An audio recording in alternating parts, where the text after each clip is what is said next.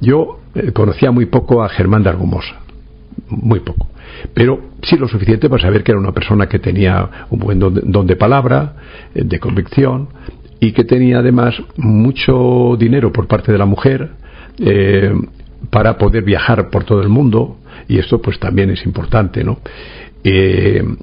Porque claro, el mundo de la parapsicología estaba muy desarrollado en otras partes del mundo y entonces era importante. Bueno, y yo le voté a Germán de Argumosa, y él se votó a sí mismo. Luego lo supe después por lo que ocurrió después. Bueno, entonces y los demás no le votaron. Bueno, y entonces yo ya dije, bueno, entonces uno dijo, pues yo creo que tiene que ser Ramos Perera, y entonces yo propongo a Ramos Perera. Yo digo, hombre, si yo no puedo, no, pero si esto es provisional. Yo he sido 40 y tantos años presidente provisional.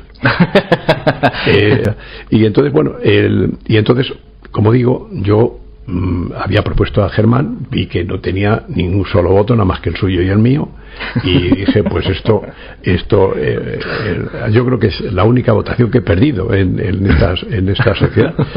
Bueno, y el caso es que entonces uno que era un hispano que teníamos, que era un tipo magnífico, psiquiatra, psicólogo, entonces propuso mi nombre, y entonces pues lo votaron y salí por unanimidad, que es una cosa muy curiosa, incluido el voto de Germán.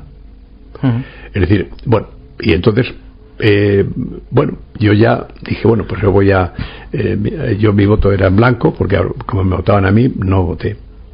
Y entonces pero dije, no, si esto es hasta que esto se desencarrile y tal. O sea que no se ha sabido desencarrilar hasta hace poco, ¿no? Bueno, y entonces, bueno, el caso es que yo ya me convertí en el presidente de la sociedad, y entonces para mí eran importante tener unas metas que me parecían fundamentales. Una, la ciencia por delante, nada de planteamientos mágicos ni soluciones fáciles. Por ejemplo, una de las cosas que a mí me preocupó mucho de Germán cuando ya lo supe, porque como digo al principio yo no le conocía bien, fue que un día fuimos a una investigación que había que hacer en Badajoz, de casos que había unas cosas raras con cerraduras y relacionadas con la electricidad, con bombillas, tal. Un tema poltergeist, ¿no? Para que nos entendamos, un presunto poltergeist. Sí, era un presunto poltergeist. Bueno, entonces estuvimos allí, él con su magnetófono y un Uger que tenía varias velocidades, que eso es fantástico para poder hacer psicofonías, porque las puedes poner a varias velocidades. O sea, puedes una cosa normal, que podemos decir cualquier frase aquí puesta a una velocidad pequeña, más lenta, ¿no? Más Exacto, lenta, claro. Eso es otra cosa, tiene otro cariz. Bueno, pues el caso es que yo fui con él tal, y yo vi aquello que no me acababa de convencer, y dije, bueno, mira, vamos a hacer una cosa, Germán. Hay que llamar a un electricista y a un herrero, a un cerrajero, para que nos haga un informe de esto, vea, que me diga esto, qué es lo que... A descartar, ¿no? Descartar, claro. Y dijo, no, hombre, no, si esto no hace falta, si esto yo ahora con una psicofonía, saco una psicofonía y ya me dice si es auténtico o no. Digo, bueno. Yo aquel día me asusté muchísimo, pero no de los fantasmas, sino del otro fantasma que me estaba hablando, ¿no? Digo, porque es que es una cosa que era inconcebible que alguien pudiese decir una cosa así para una investigación científica. Bueno, vamos a ver, inconcebible si obviamos cómo se inicia el fenómeno psicofónico en las caras de Belmez, porque Germán de Argumosa va a investigar en las caras de Belmez unas presuntas teleplastias que aparecían en el suelo de una cocina de una casa de un pueblecito humilde de Jaén, y al llegar allí al día siguiente dice que tiene claro que las caras son auténticas porque lo han dicho unas psicofonías. Es decir, era su modus operandi, ¿no? Imagino que cuando pasó esto ya conocíais esta historia. Bueno, vamos a ver. Hay que partir de la base de que las investigaciones cuando surge la cara de Belmez, las caras de Belmez, todavía no existía la Sociedad Española de Parapsicología. Lo que estoy contando es posterior. Claro. Yo no conocía esto. Últimamente he sabido, por ejemplo, me lo dijo Guillermo Serrano y algún otro amigo, me dijo que él decía, que esto a mí no me lo ha dicho nunca, pero parece ser que cuando le preguntaban, bueno, ¿cómo se puede hacer una buena psicofonía? Normalmente el que pregunta eso está preguntando pues si hay un determinado magnetófono que es mejor, en fin, estas cosas, ¿no? Las condiciones con las que ha de grabarse. Exacto. ¿no? Entonces, y él decía, no, eso es lo de menos y tal, lo que importa es que digáis que vais de mi parte. Eso es lo que decía él a la gente que estaba interesada en la... ¿Pero qué me estás contando? Sí, eso, pero es que esto se lo llegué a decir a un profesor de universidad en Cantabria, creo que fue, que fue por el que yo lo sé, que se lo llegó a decir, y el otro se quedó pasmado cuando le dijo eso. Pero vamos a ver, Ramos, estamos hablando de Germán de Argumosa, conocido, hasta cierto punto, que ahora quien diga autodenominado, profesor, con grandes títulos, con una gran formación académica, científica, a la hora de investigar estas cuestiones. Yo te digo lo que se conoce de Germán de Argumosa, o cómo se ha presentado durante los últimos 30 o 40 años a Germán de Argumosa. Bueno, pues todo eso, o sea, yo creo que todo eso se lo ha montado él. O sea, él no tenía ningún título, ni académico, ni de bachillerato siquiera, porque yo creo que no había terminado el bachillerato. Pero esto ¿cómo se puede saber esto, Ramos? Sí, yo sí lo sé. Vamos a ver, yo una vez iba a dar él una conferencia en un club que todavía existe, que yo creo que está ligado al Opus, quiero recordar. ¿Al Opus? Sí. Y entonces un día pues me dice, oye Ramos, que voy a dar una conferencia, me han pedido que alguien me presente, ¿te importaría que presentarme tú? Digo, no, yo encantado. Y entonces le digo, pues mándame un currículum tuyo y ya pues sobre esa base pues te presento. El currículum yo lo conservo y lo puedo enseñar, de eso que está hecho por él. Él dice que es profesor, no dice de dónde, si no se puede ser profesor solo, hay que ser profesor de la universidad tal o de un colegio, de lo que sea, pero profesor. No estaba acreditado. No estaba acreditado. Por escrito al menos. No. Y así sucesivamente decía unas cosas muy curiosas. Yo le dije... ¿Qué tipo de cosas decía? Sí, por ejemplo, decía que él había recibido en la India la máxima distinción que concedía la India, el Estado de la India. Y digo, ¿y eso? Y dice, sí, es una distinción. Digo, pero eso, ¿cómo se materializa eso? Y él no quería decírmelo. Decía, pues una condecoración, ¿no? Digo, ya, pero eso ¿cómo es? ¿Esto sea en papel, un certificado, un diploma? ¿En base a qué, no? Sí, exacto, sí, pero ya sí, no hacía falta decir en base a qué por lo que voy a contar. Es decir, que yo lo que quería es ver cómo estaba eso materializado, porque yo lo que quería es un poco acorralarle a ver si me decía qué era eso. Y me dijo, bueno, ya finalmente le dije, bueno, pues yo si quieres voy a tu casa y me lo enseñas. Y ya esto ya estaba. Él, no hace falta, eso no. Bueno, y entonces finalmente, para hacer breve esto, porque duró bastante tiempo la conversación esta, era un banderín. Era un banderín de los que venden en cualquier tienda de la India, para un recuerdo de la India. Eso es lo que a él le consideraba una distinción. Un recuerdo que él había comprado allí. Hombre, claro, naturalmente. Él no tenía... Claro. Vamos a ver. Claro. O sea, vamos a ver. Pero, ¿en serio? No, en serio, completamente. Bueno, en serio, a ver, yo no puedo decir que esto sea en serio. Es decir, por mi parte sí es en serio. Es decir, lo que yo digo es en serio. Lo que él decía yo ya no sé calificarlo. Es decir, vamos a ver. Él, toda su vida vamos a ver, ¿dónde surge lo de profesor? Surge porque él cuando habla cuenta una teoría de alguien que está hablando, que dice, por ejemplo, pues yo el profesor tal me dijo un día, pero vamos a ver, profesor de Argumosa, eso era una constante suya, o sea, cuando era un truco que él tenía para hacer ver que un profesor de una universidad le había llamado a él profesor.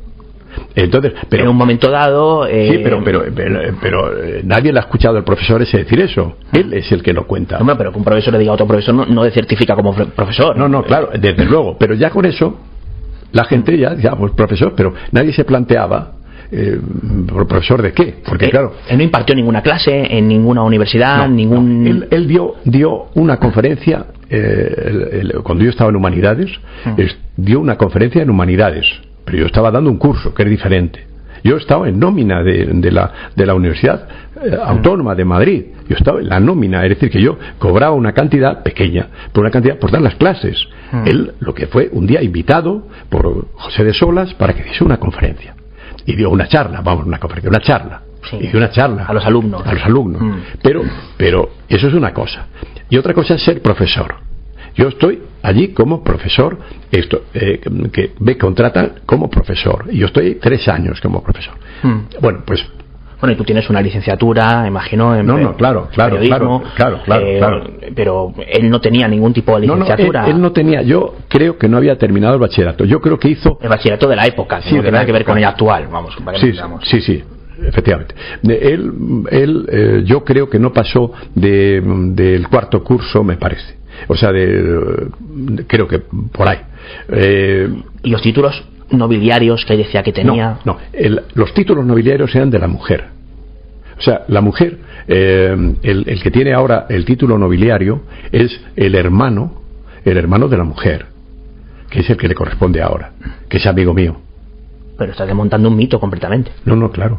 Es que es así. Pero mito de una quiero decir, de unas cantidades estratosféricas. O sea, Germán de Argumosa, para la mayoría de las personas que le conocen, él fue el introductor de la parapsicología española, como se presenta, y experto en temas psicofonías, y con una serie de títulos que le avalaban en lo académico, y en otra serie de instituciones, no solamente como para llamarse profesor, sino como para impartir incluso clases magistrales.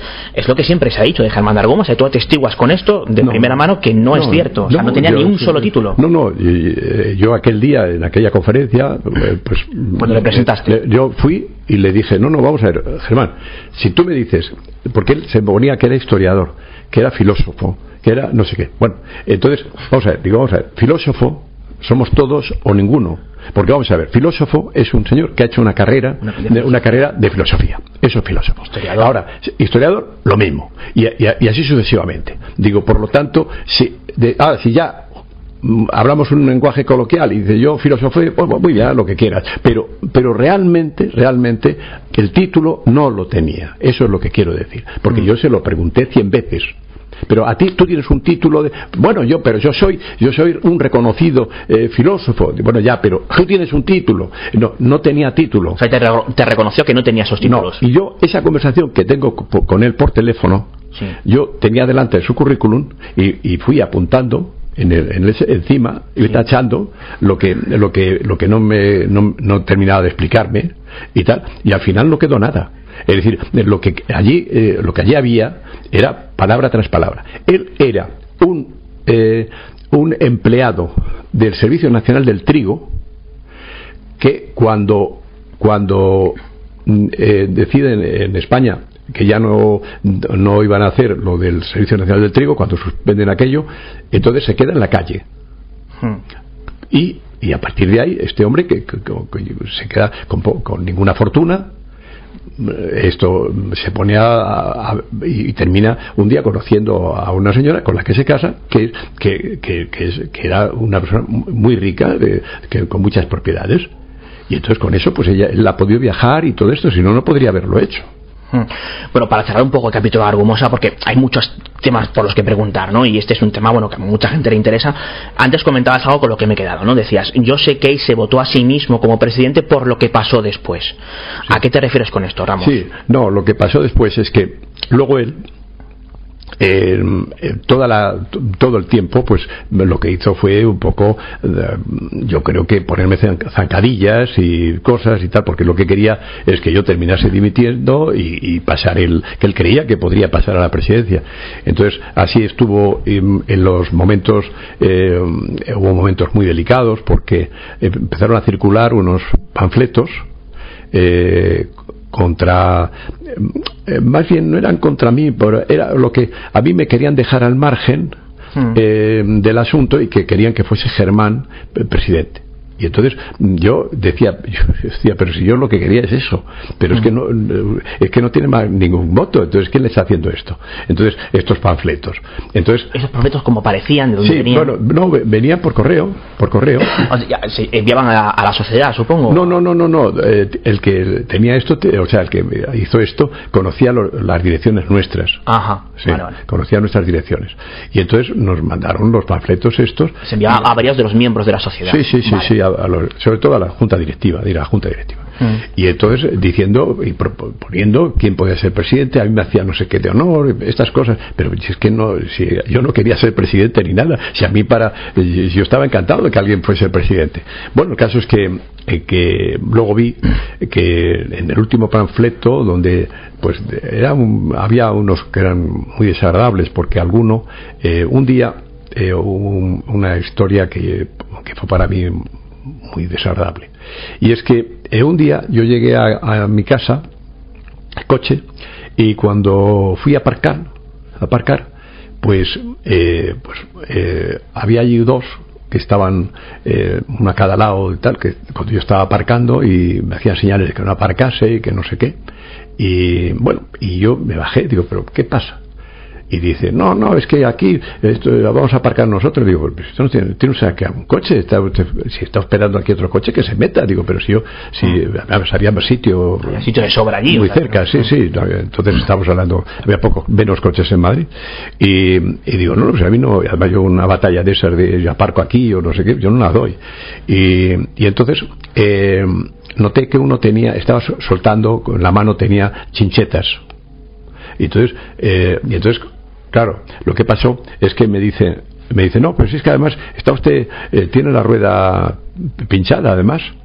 Digo, ¿sí? Miro, efectivamente tenía una chincheta, no tenía la rueda pinchada porque la chincheta todavía no había logrado y tal. Bueno, el caso es que en ese momento ellos no sabían que estaba pinchada. Luego sí estaba pinchada, luego con el tiempo se fue saliendo el aire, pero de momento era muy poco lo que se salía. Bueno, el caso es que, resumiendo, que finalmente pues me agredieron, porque cuando yo dije, pero ¿qué está pasando aquí y tal y qué cual? Entonces se me echaron encima, me pegaron los dos, y entonces yo les demandé y fui a la policía, les retuvieron y hubo un juicio de eso, y les condenaron, pero yo no pude demostrar lo que ahora voy a decir, y es que uno de los panfletos daba cuenta en forma de chiste de lo allí sucedido, de la paliza que a ti te dan estas dos personas. Eso es. Había una viñeta allí porque era como un periodiquito, ¿no?, de una página, ¿no? Sí. Y en la viñeta pues decían, ¿ese quién es? Este es el presidente de la Sociedad Española de Parapsicología. Y dice, pues ese ni pincha ni corta, decían. Bueno, y entonces yo traté de explicarle al jurado que bueno, con mis testimonios, de que era que había ahí algo que estaba premeditado, ¿no?, que no era una cosa por azar. Pero claro, evidentemente yo no pude demostrar que una correlación causa-efecto entre los dos, pero claro, como yo no creo en el azar, pues ni en el azar mismo, pues... O sea, pero tú estás convencido en tu foro interno que había una relación entre los panfletos que llegaban, que lo que se pedía era tu dimisión, y estos señores. Sí, efectivamente. ¿Y esto qué reacción directa tiene con Argumosa? No, yo eso no lo sé, evidentemente, yo eso no lo sé. Yo lo único que sé es que en la Asamblea General, donde él decía los panfletos decían que iban a proponer a Germán de Argumosa presidente. Vale. Exacto. Y entonces le ponían un lugar determinado, lo dibujaban en el un salón muy grande que teníamos entonces en la casa de Brasil. Y entonces allí estaba en una esquinita, en la primera fila, estaba supuestamente Germán y todo su núcleo, decían, ¿no? Bueno, y yo le di un sitio arriba, como en la presidencia, como si eso no lo hubiese recibido. Él se sentó allí, arriba, y abajo pues cada uno se sentó donde quiso, y y luego se votó y salió la candidatura que yo presidía por unanimidad. se renovó la candidatura para que nos entendamos. Claro. Entonces, pese a que llegaron una serie de panfletos a personas de la junta directiva que lo que pretendían era que se quitase de en medio del cargo a Ramos Pereira para que entrase Argumosa. Eso es. Y entonces hicimos una junta directiva antes de la asamblea. Bueno, después de la asamblea, porque lo que nosotros teníamos un sistema de votación y era que lo que se elegía es presidente, o no, mejor dicho, se elegía una junta directiva. Junta directiva era lo que pero no los cargos, y luego en una segunda reunión se distribuían los cargos. Eso es cómo funcionaba aquello. Era una cosa un poco complicada, pero era así, sí. Más o menos. Y entonces el caso es que en la junta directiva siguiente fue cuando me confirmaron como presidente, y los demás pues los cargos que fuesen y tal. Bueno, pues ahí firmamos una repulsa de los panfletos estos. Una repulsa, y entonces ese día no estaba Germán, estaba en el orden del día y no fue. Y entonces después el secretario le llamó por teléfono a Germán para que si quería firmarlo, adherirse a la repulsa, y él dijo que no. Estoy alucinando un poco con todo esto. Entonces Germán de Argumosa tenía relación directa con las personas que mandaban esos panfletos. Eso sí, a lo mejor incluso hay quien se pueda plantear que no los enviaba directamente él, ¿no? Yo eso no lo puedo asegurar, claro, naturalmente. Bueno, Manuel, estás ahí escuchando atentamente. Yo no sé muy bien esta historia sin englobarla dentro de la historia de la parapsicología española o de las mejores películas de mafiosos. Es un poco surrealista y descorazonador todo esto, ¿no? Yo estoy flipando tanto como tú o más, pero es cierto, te comentaba antes cuando veníamos en el coche que la parapsicología, las publicaciones especializadas, los programas de radio como este, los libros, los hacemos personas, y cada persona tiene sus virtudes y tiene sus demonios, ¿no? Y muchas veces nuestras miserias o nuestras virtudes se exudan a través de nuestra forma de entender los temas.